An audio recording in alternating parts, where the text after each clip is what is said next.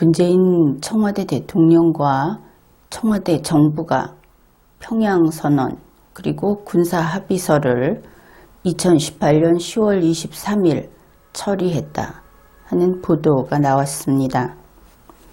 이것을 처리한다고 하는 것은 국무회의 심의를 거쳐서 문재인 청와대 대통령이 서명하는 데까지 이르렀고, 그리고 그것이 관보에 게재하는 공포를 하게 되면 효력을 발생하게 된다.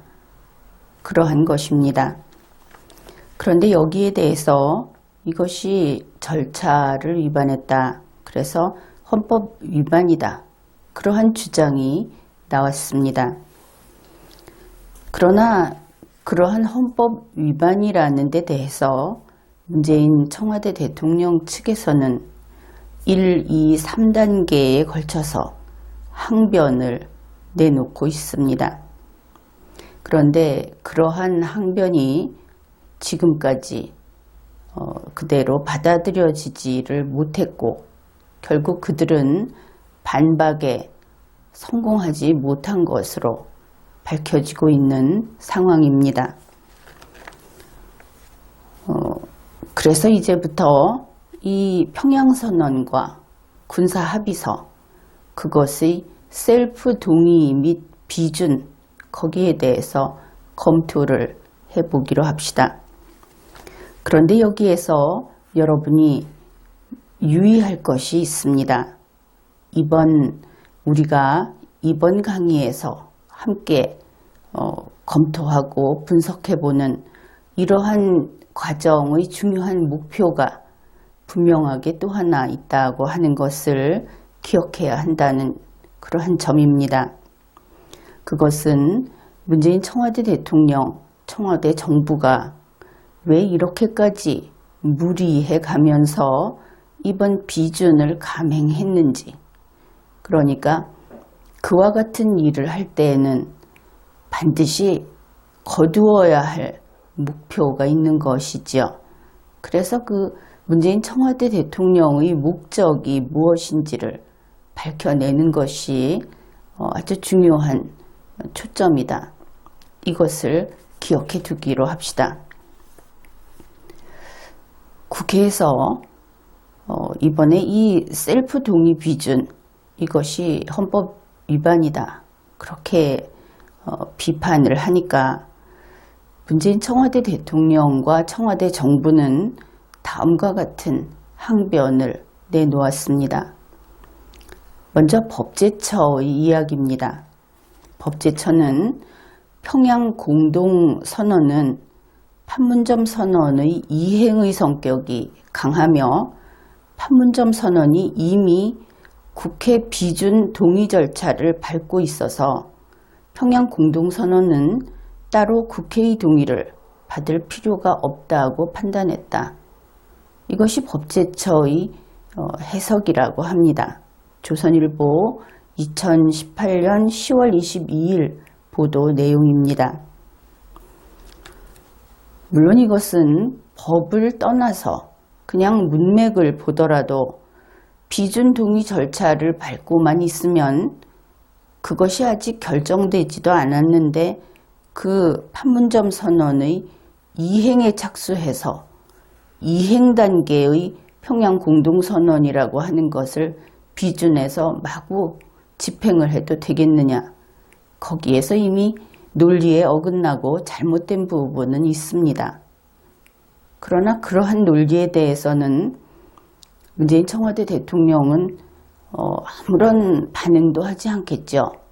그는 헌법과 법률에 근거해서 잘못된 것이 나왔을 때 그때만 마지못해 인정을 하는 그런 사람이기 때문입니다. 그러면 이것이 어떤 내용인지 그것을 한번 우리가 꼼꼼히 살펴보기로 하죠. A씨라는 사람이 있습니다. 그 A씨는 현재 임신한 상태입니다. 그러면 임신한 A씨에게는 아동이 없겠죠. 그래서 A씨가 출산을 하게 되면 그때 A 2세 씨가 태어나게 됩니다. A 2세 씨. 그런데 이 A 2세 씨가 건강하게 잘 자라서 24살이 되었을 때 B 씨하고 혼인하게 된다고 생각을 해 봅시다. 그러면 A 2세 씨가 결혼식을 거행하는 것은 24세가 됐을 때 그때 B 씨와 결혼식을 거행하게 되겠죠. 이 과정은 우리가 일상적인 경험들로 봐서도 무난히 이해할 수 있는 그런 내용입니다. 그런데 법제처가 여기에서 이야기한 것이 어디까지이냐 하면은 A씨가 임신을 했다. A씨가 출산을 하면 A 2세 씨가 태어난다. 여기까지 이야기를 했습니다. A 2세 씨 이야기를 하면서 그래서 A씨가 출산을 하면 A 2세 씨가 날 것이기 때문에 그래서 아직 출산하지 않은 임신부 A씨만 있는 상황에서 A 2세 씨의 생일잔치를 하겠다고 하는 것이죠. 다른 절차가 필요 없다. 당연히 그렇게 될 것이니까. 그러나 그 말은 우리가 알고 있는 자연법칙상 불가능하죠. A 2세 씨는 이 세상에 존재하지 않기 때문입니다. 그 다음에 임종석 비서실장도 이러한 법제처의 논리에 좀 힘을 보태겠다 하고 나섰습니다. 그의 주장도 함께 살펴보기로 하지요. 과거에도 원칙과 선언적 합의에 대해 국회의 비준 동의를 받은 건 없었다. 구체적 합의들을 가지고 나중에 새로운 남북의 부분 합의들이 중대한 재정적 부담을 만들 때는 그때 국회에 해당하는 것이지 원칙과 방향, 합의, 선언적 합의에 대해서는 그렇게 보지 않는다. 조선일보 2018년 10월 23일 보도입니다. 이 기사가 특별히 중간에 글자가 탈락했다든지 그런 일이 없다고 한다면 이것은 우선 문장이 거칠거칠하면서 제대로 읽히지를 않지요. 임종석 비서실장의 글 재주 혹은 말 재주가 이 정도인가 그렇게 생각을 하게 됩니다. 어떻든 임종석 비서실장이 방금 한 이야기는 결국 그것입니다. 무엇이 있고 나서 그 다음에 올 것들이 있는데 지금 이것은 그 다음에 올 것들이 아니기 때문에 동의받을 필요가 없다. 그래서 앞에서 임산부 A씨 그 스토리에서 임종석 비서실장이 이야기한 것은 바로 이 부분입니다. A 2세 씨가 24살 때 B 씨와 혼인할 것이다. 그러면 그때 A 2세 씨와 B 씨가 결혼식을 할 것이다. 아직은 결혼식 얘기를 할 때는 아니다. 단지 A 2세 씨의 이야기를 하는 것이다. 그런데 국민 여러분은 어떻습니까?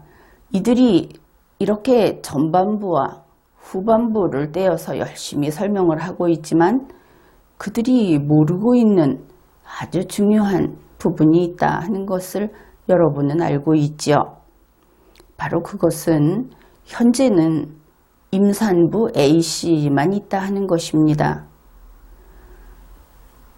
A 2세 씨는 이 세상에 존재하지 않습니다. 그러면은 임산부 A씨가 출산을 하는 것은 물론 국회의 동의가 있고 나서 이 판문점 선언이라고 하는 것이 일단은 유효한 남북 합의서로서 확정이 지어질 때 그때 출산을 하게 되는 것이고 그때 A 2세 씨가 나타나게 되는 겁니다. 그 A 2세 씨의 모습은 이 평양 공동선언이라든지 혹은 군사합의서라든지 하는 청와대에서 그렇게 주장을 하니까 그런 것들이 그때 비로소 될 수 있는 것이지요. 그런데 여러분이 생각할 때 이런 부분이 있을 겁니다. 문재인 청와대 대통령이 평양에 가서 평양선언도 했고 또 송영무 장관이 그때 가서 군사합의서에 서명도 했고 분명히 내 눈으로 봤는데 그것이 존재하지 않는다니 그게 무슨 이야기인가 이런 생각을 할 겁니다. 그런데 지금 이것은 어떤 사람이 어느 자리에 나와서 사진을 찍었는가 그 문제가 아니고 그들이 제 아무리 도장을 10번을 찍어도 서명을 100번을 해도 그것이 헌법과 법률에 따라서 인정이 되지 않으면 그것은 없는 겁니다. 바로 있는 것 같아도 없는 것이고 그것이 바로 법인 것이지요. 그래서 현재 존재하는 것은 국회에 동의 요청된 판문점 선언 그것뿐입니다. 그것도 동의 요청이 됐기 때문에 지금 열심히 만들어지고 있는 중이지요. 아직 출산 전의 그러한 형태인 것입니다. 따라서 판문점 선언이라는 것은 우리가 보기에는 임산부 A씨이지 그것이 A 2세 씨로 갈 수는 없는 것이죠. 법제처는 또 군사 분야 합의서에 대해서도 해석을 했습니다. 국회가 비준 동의권을 갖는 국가나 국민에게 중대한 재정적 부담을 지우거나 입법 사항이 필요한 경우에 해당하지 않아서 그래서 군사 분야 합의서는 국회의 비준 동의권이 없다 이렇게 밝혔습니다. 이것은 조선일보 2018년 10월 22일의 보도입니다. 그러면은 이렇게 생각을 해보기로 하죠. 우선 법제처가 두 가지 사안에 대해서 각각 해석을 했습니다. 그런데 이것은 통일부의 요청에 의해서 그 답변을 한 것이라고 기사에서 밝히고 있습니다. 그러면 이렇게 되겠죠. 이것은 법제처의 이 해석은 답변으로 나온 해석이다. 그러면 답변이라는 것은 당연히 질문을 받아서 거기에 대해서 답변을 한 것이겠구나. 이렇게 생각을 할 수 있을 겁니다. 그러면 통일부는 왜 질문을 했을까? 그냥 헌법 위반이라고 하니까 거기에 대응하기 위해서 했을까? 그것은 그렇지 않습니다. 이것은 남북관계 발전에 관한 법률 시행령 제20조에 따라서 반드시 통일부 장관은 법제처에 이러한 질문을 해야만 하도록 의무조항으로 되어 있습니다. 그래서 질문을 했던 것이지요. 바로 이 두 건의 비준을 하기 위한 절차에서 그 과정에서 반드시 해야 했기 때문에 법제처에 질문을 했던 것입니다. 방금 이 질문을 해야만 하는 근거가 남북관계 발전에 관한 법률 시행령 제20조라고 했죠. 그러면 이것은 시행령이다. 즉 대통령이 발한 명령이다. 문재인 청와대 대통령이 그가 만들어낸 명령이다. 이것을 알 수 있습니다. 그런데 시행령은 독자적으로 만들 수 있는 것이 아니죠. 앞에 분명히 그 명칭에 나타나 있습니다. 이 시행령은 남북관계 발전에 관한 법률의 시행령입니다. 그 법률을 집행하기 위해서 거기에 필요한 명령을 발한 것이 바로 이 시행령이지요. 이 남북관계 발전에 관한 법률, 이것은 그 중에서 지금 이 동의권 이야기를 하고 있는데, 그것은 그 법률 제21조에 규정이 되어 있습니다. 국회의 동의권이 거기에 규정이 되어 있는 것이죠. 그 내용은 다음과 같습니다. 국회는 국가나 국민에게 중대한 재정적 부담을 지우는 남북 합의서 또는 입법사항에 관한 남북 합의서의 체결 비준에 대한 동의권을 가진다. 제21조 제3항입니다. 그러니까 이때 국회가 가지는 동의권은 남북 합의서에 대한 동의권이라는 것이 법문상 명백하죠. 조약도 아니고 법률도 아니고 남북 합의서다. 이것이 법조문상에 그대로 아주 법조문만 잘 읽으면 그냥 놓치지 않도록 그렇게 들어 있습니다. 그러면은 법제처의 주장이 이제 다음과 같이 정리가 될 수 있겠죠. 법제처는 첫째 이런 이야기를 한 겁니다. 군사분야 합의서는 남북관계발전법 제21조 제3항의 적용 대상이 아니다. 그렇게 법제처가 풀이를 한 것이죠. 그런데 이것은 부분적으로 옳다고 할 수 있을지 모르지만 이 해석 자체는 틀렸다고 할 수밖에 없습니다.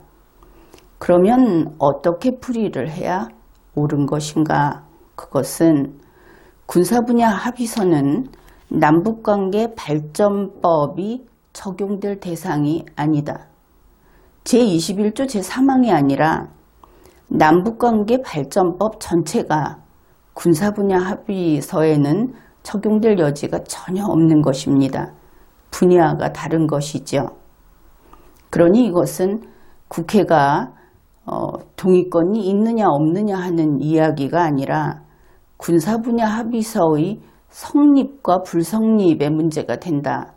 그것을 알 수 있겠죠.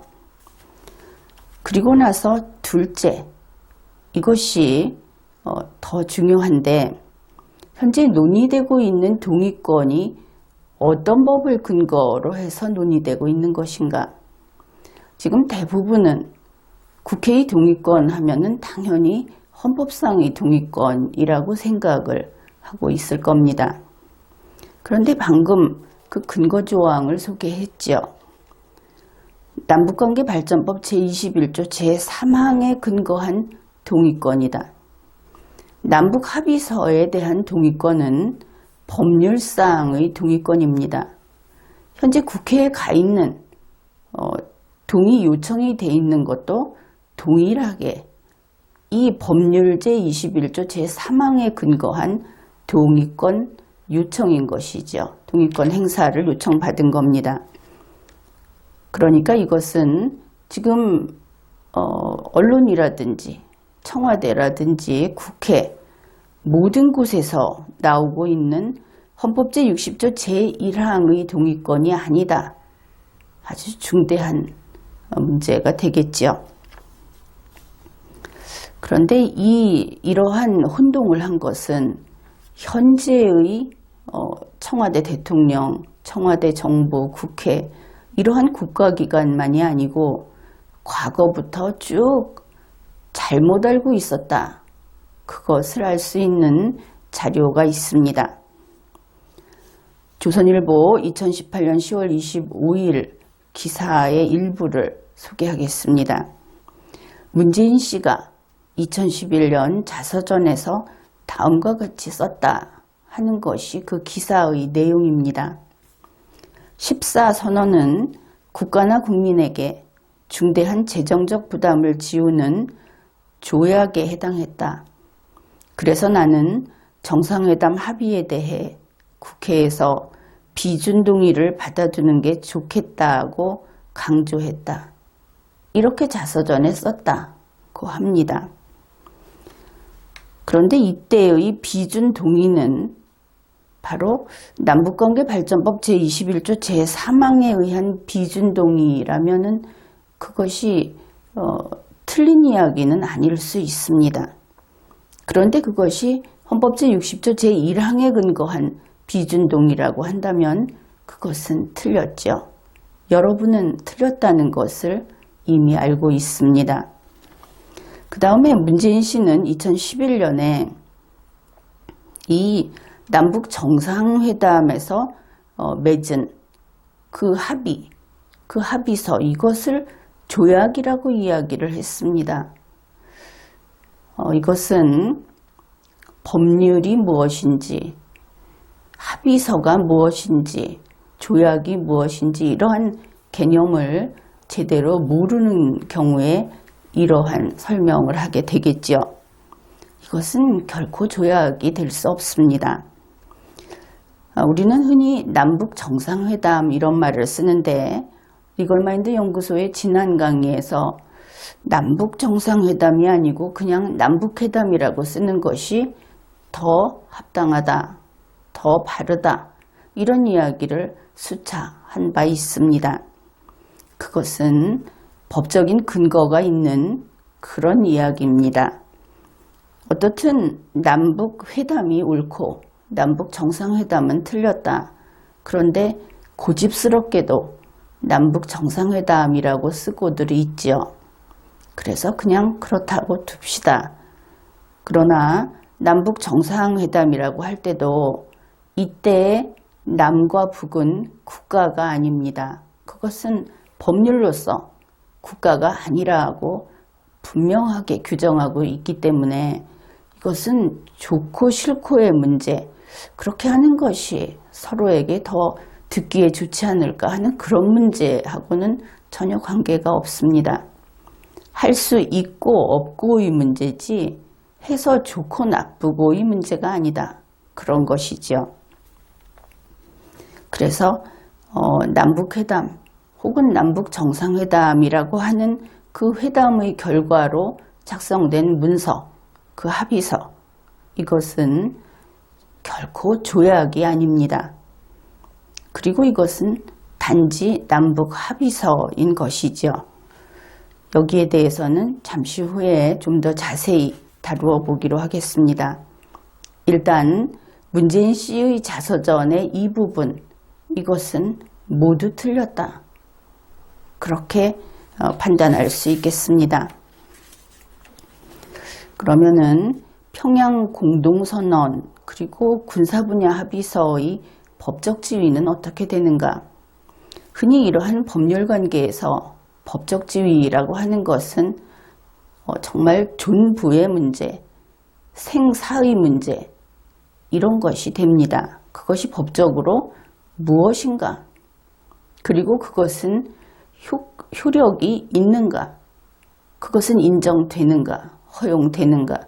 이런 것들이 바로 법적 지위 하나로 판가름 나기 때문입니다. 어떻든 방금 이야기한 이 두 건, 이것은 현재 공적인 문서가 아닙니다. 그리고 앞에서 우리가 대략 한번 훑어봤는데 판문점 선언이 국회의 동의를 받아서 공포되게 되면 그 하위 문서로서 성립될 가능성은 있습니다. 이것은 문재인 청와대 정부 자체가 이미 이것은 이행을 위한 것이다. 따라서 그 하위 문서다 한 것을 인정했죠. 이것은 논란이 없는 부분입니다. 그래서 판문점 선언이 동의를 받고 그리고 공포돼서 또 헌법에 합치된다 해서 유효하게 그것이 헌법에 합치된다고 해서 헌법적 문서가 되는 것은 아닙니다. 이것은 여러분이 분명히 알아두어야 합니다. 이러한 것이 헌법에 위반돼서 안 된다는 것은 절대적 명령이죠.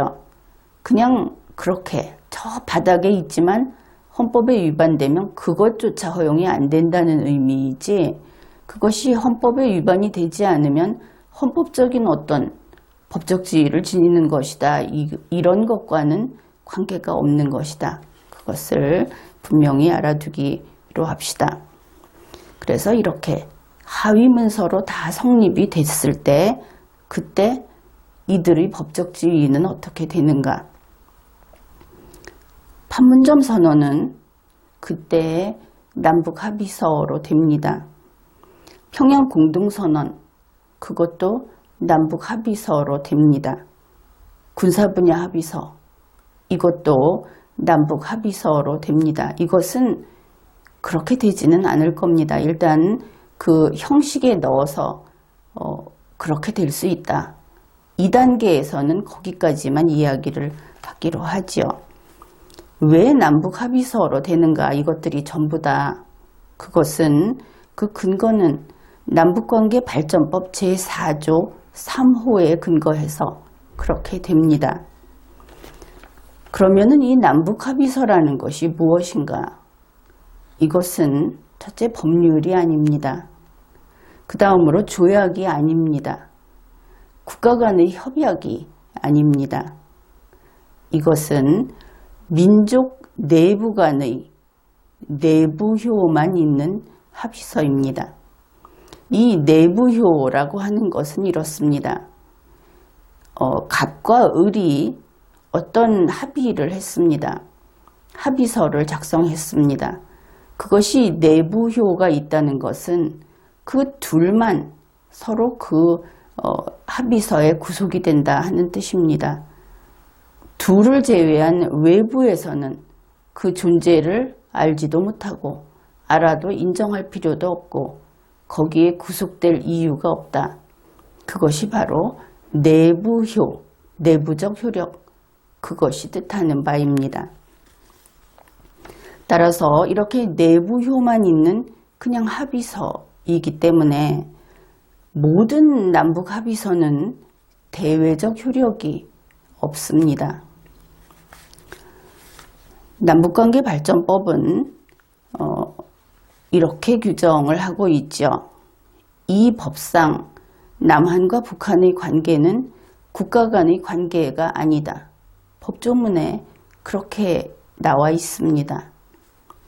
이 법상 남한과 북한 간의 거래는 국가 간의 거래가 아니다. 민족 내부의 거래이다. 이렇게 규정이 되어 있습니다. 따라서 남한과 북한 밖에 있는 누구나 이 남북 합의서의 내용을 인정하지 않는 것은 당연한 일입니다. 내가 모르는 남의 일이니까. 그리고 남의 일이라고 하더라도 그것이 대외적 효력이 없는 대내적 효력만 있는 것이기 때문에 대외에 있는 자들은 그 효력이 거기에 미치지 않는 것은 당연하겠죠. 따라서 남북 합의서에 근거한 남북한의 거래가 있다고 합시다. 우리가 이 남북 합의서에 의해서 했다. 너희들이 우리가 이렇게 남북 합의서라는 것을 만드는 것을 알고 있지 않느냐? 설령 뉴스를 통해서 알고 있어도 대외효가 없다는 것은 그대로 변함없이 없습니다. 그래서 이 경우에 이러한 남북 합의서라는 것에 근거한 거래, 이것은 대북제재 위반 책임을 면하지 못합니다. 거기에서 고려사항도 아니고 이러한 근거라는 것이 그 자체가 없는 것이 되기 때문이죠. 그것이 바로 이 남북 합의서라는 합의서의 법적 지위이고 법적 효력입니다. 대외효가 없는 합의서는 실은 거의 의미가 없죠. 어떻든 이 내용은 지금 설명했던 대외적 효력이 없다 하는 이것은 또 대단히 중요한 내용이죠.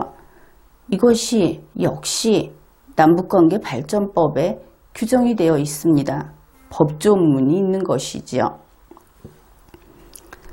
남북관계발전법 제23조는 남북합의서의 효력 범위를 규정합니다. 그 제23조 제1항 거기에는 다음과 같은 규정이 있습니다. 남북합의서는 남한과 북한 사이에 한하여 적용한다. 분명히 나와 있죠. 대외적 효력이 없다 하는 겁니다. 여기에서 더 나아가면 앞에서 이야기했듯이 이것은 국가 간의 거래가 아니기 때문에 남한이 국가로서 행동을 하게 되고 북한이 만일 국가로서 행동을 하게 되면 그 둘 사이의 효력도 없는 겁니다. 이러한 그 관계를 법률상의 그 지위, 그 효력을 치밀하게 분석할 수 있어야 합의서의 효력이 어디까지 가는지, 그것을 믿고 뭘 내줘도 되는 것인지 하는 것들이 착오 없이 제대로 판단하게 되고 그러한 자료로서 쓸모가 있게 되는 것입니다.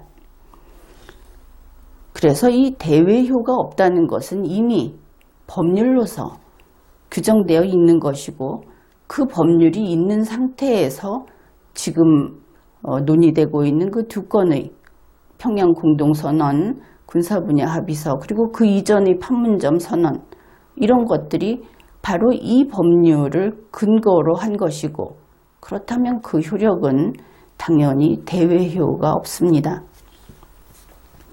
따라서 이 세 건, 현재로서는 판문점 선언까지 전부 세 건인데 문재인 청와대 대통령이 비준을 했든 또 거기에 더해서 국회가 비준 동의를 했든 이것은 상관없이 미국이나 중국이나 다른 나라들은 모른다고 하는 것이 당연합니다. 자기들끼리의 잔치인 것이고 그것도 대한민국이 국가라는 법적 지위에서 행동을 할 때, 행위를 할 때는 이것은 그 효과가 인정되지 않는 겁니다. 어차피 국가 간의 거래가 아니라는 것을 법률에서 선을 그어 놓았기 때문에 그런 것이죠. 그러면은 이러한 대외효가 없다 하는 것이 어떤 의미인가? 그것은 온 세상이 이 남북합의서에 구속되지 않는다는 의미이고, 그렇기 때문에 온 세상이 아무 때나 남북합의서에 근거한 거래, 이 모든 것을 방해할 수 있다는 의미입니다. 그러면 이제 문재인 청와대 대통령이 이번에 이 평양공동선언과 군사분야 합의서 이것을 아직 임산부 A만 있는 상태에서 A 2세씨에 대해서 이것저것을 그 다음 법적인 과정을 마구 진척을 시킨, 그것은 무리해서 그리고 비판을 들어가면서 이렇게 한 것은 왜 그랬을까? 왜 이 두 건의 발효를, 그 효력 발생을 이렇게까지 서둘러가면서 진행하려고 했을까? 그것을 한번 검토해 보기로 하죠. 남북관계발전법 제21조 제4항입니다. 대통령이 이미 체결 비준한 남북합의서의 이행에 관하여 단순한 기술적 절차적 사항만을 정하는 남북합의서는 남북회담 대표 또는 대북특별사절의 서명만으로 발효시킬 수 있다. 이제 여러분은 이 조항을 들으면서 그래서 그랬구나 하는 것을 알 수 있을 겁니다.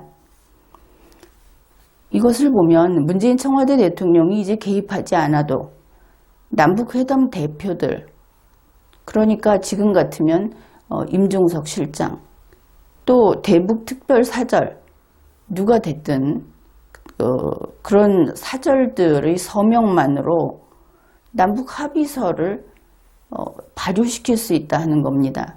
이제 양산할 수 있는 것이죠.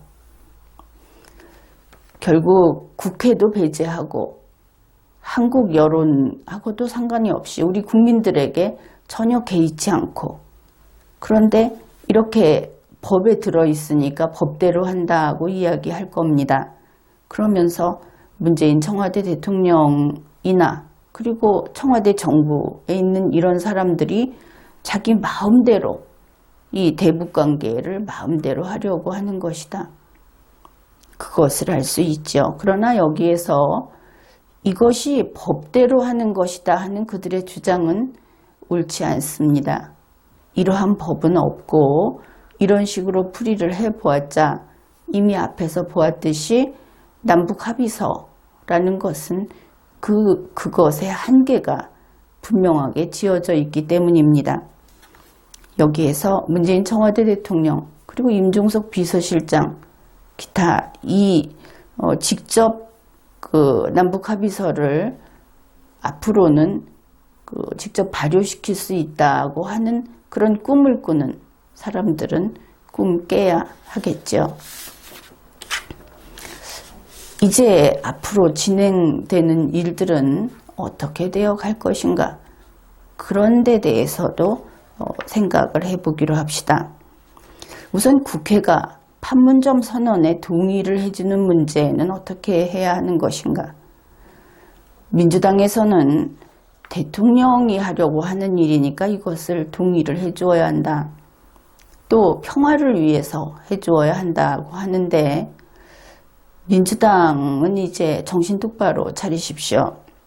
이 판문점 선언이라고 하는 것은 대한민국 헌법에 위반되는 것입니다. 이번 회의는 거기에 대해서 논증은 하지 않았습니다. 그러나 이것은 논란의 여지 없이, 의문의 여지 없이 위반됩니다. 따라서 여기에 동의를 하는 것은 불가합니다.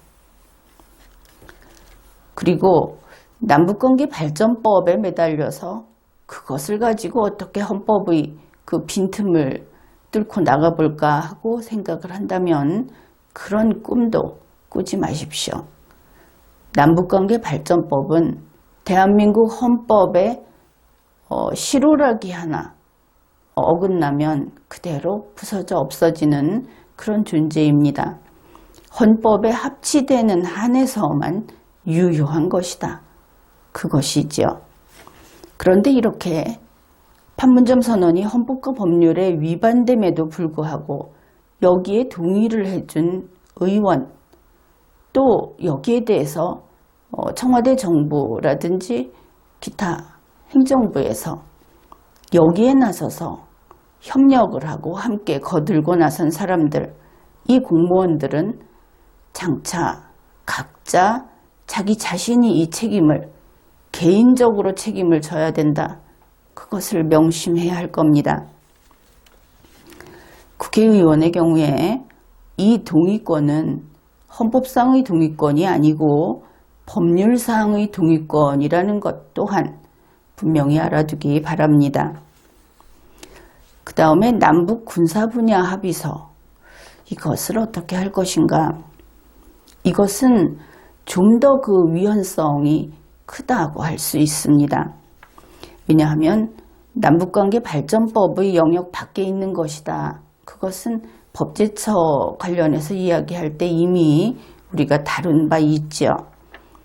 그런데 이 영역 밖에 있는 군사 분야의 문제를 남북관계 발전법, 민족 간의 민족 내부의 거래, 국가 간의 문제가 아니고 민족 내부의 거래만 할 수 있는 이 남북관계 발전법, 여기에 근거가 있다고 하면서 군사 분야의 합의서를 작성을 한 겁니다. 엄청난 일을 저질러 버린 것이죠. 그래서 이것은 그 작성 자체가 무효이고, 예를 들어서 송영모 전 장관 같은 경우에는 국가의 반기를 들었다. 헌법을 위반한 것은 물론이고 과거 같으면 알기 쉽게 반역죄를 저질렀다. 그렇게 볼 수 있습니다. 그래서 이것은 작성 자체가 이미 무효이고 그 작성 행위 자체가 헌법에 위반된 것이다. 그리고 만일 이 남북관계발전법이 아니라 또 다른 법률상 근거가 있다고 하면은 제시를 좀 해보면 좋겠죠. 그런데 제시를 하게 되면 어떤 일이 생기느냐, 바로 그 법률이 위헌법률이다, 그런 점이 밝혀지게 될 겁니다. 따라서 어떤 근거를 갖다 대더라도 헌법 위반의 증거가 될 뿐이라는 것입니다. 따라서 이 남북 군사 분야 합의서는 그 자체로 당연 무효입니다. 그리고 이와 관련해서는 문재인 청와대 대통령은 물론이고 그 관련해서 이러한 행위를 한 자들, 그들은 한 명 한 명 빠짐없이 모두 처벌을 해야 할 겁니다. 그리고 현재 공무원으로 재직하고 있는 자 중에는 탄핵 대상이면 탄핵을 하고 파면할 대상이면 파면을 하고 그 다음에 법적인 책임을 물어야 하겠죠. 이제 마지막으로 현재 진행 중인 남북회담, 그리고 그 남북회담을 계속하고 있고, 그리고 그럴 때마다 합의서를 자꾸 만들어내고 있고, 이렇게 계속 일을 진척시키고 있는데 대한민국의 국익에 반해서 이것들이 점점 확장되고 있는 것을 우리가 알고 있습니다. 그러면은 이 효력을 어떻게 정지시킬 것인가, 이것이 또 하나 문제가 되겠죠. 남북관계발전법 제23조 제2항에서 다음과 같이 규정을 합니다. 대통령은 남북관계에 중대한 변화가 발생하거나 국가안전보장, 질서유지 또는 공공복리를 위하여 필요하다고 판단될 경우에는 기간을 정하여 남북합의서의 효력의 전부 또는 일부를 정지시킬 수 있다. 문재인 청와대 대통령이 지금으로서는 정지시킬 수 있다고 보겠습니다. 그런데 그가 그럴 리가 없죠. 이 일을 저지르고 있는 장본인이니까. 그러면 어떻게 하면 되는가? 여러분은 이미 답을 찾았을 겁니다. 대통령이 바뀌면 됩니다. 그러면 즉시 지금까지 저질러 놓은 이 대한민국의 그 안보 울타리를 무너뜨린 부분, 그리고 여러 가지 경제적으로 우리가 정말 불평등 조약이라고 할 수 있을 정도, 이것은 조약이 아니고 합의서인데 흔히 외국과의 관계에서 불평등 조약을 하면서 우리 것을 뺏기는 경우가 있죠. 이번에는 조약도 아니고 법률도 아니고 그저 자기들끼리 합의를 해서 우리 것을 뺏기는 그런 내용들을 가지고 지금 합의를 하고 있다. 그런데 그 모든 효력을 전부를 정지시킬 수 있습니다. 대통령만 바꾸면 되는 겁니다. 그래서 대한민국을 지키겠다는 뜻이 있는 국회의원이라고 한다면 여야를 막론하고 탄핵 소추를 서둘러야 할 것입니다. 그래서 지금까지 우리가 함께 이야기해 본 것들을 한 몇 가지만 정리를 해보면 이렇게 됩니다. 판문점 선언은 국회가 동의하면 남북 합의서로 성립이 될 수 있다. 이것은 조약이 아니다. 법률도 아니다. 법률이 아니면 법률적 효력도 없다. 그런데 문제는 국회가 동의를 하더라도 그것이 헌법에 위반되면 처음부터 없었던 것으로 되는 당연 무효가 된다. 평양 공동선언은 판문점 선언이 헌법에 합치돼서 유효하게 될 것을 전제로 해서, 그래서 비로소 성립이 가능하다. 그 다음에 또다시 그것이 헌법에 합치되는지를 역시 판단해야 한다. 군사 분야 합의서, 이것은 그 자체로 이미 헌법과 법률을 위반했고 성립부터 무효인 것이다. 현재 이야기한 것들과 관련된 국회의 동의권은 헌법상의 동의권이 아니고 법률사항의 동의권이다. 남북관계 발전법이라고 하는 개별법사항의 동의권이다. 법적인 그 지위가 상당히 낮은 그런 동의권이다. 그리고 문재인 청와대 대통령은 새로운 탄핵 요건을 또 충족시키는 그런 행위를 했다. 그러니 문재인 청와대 대통령을 탄핵 소추해야 한다. 이러한 것들이 오늘 우리가 이야기해 본 그런 내용입니다. 이번 회에는 여기까지 하겠습니다.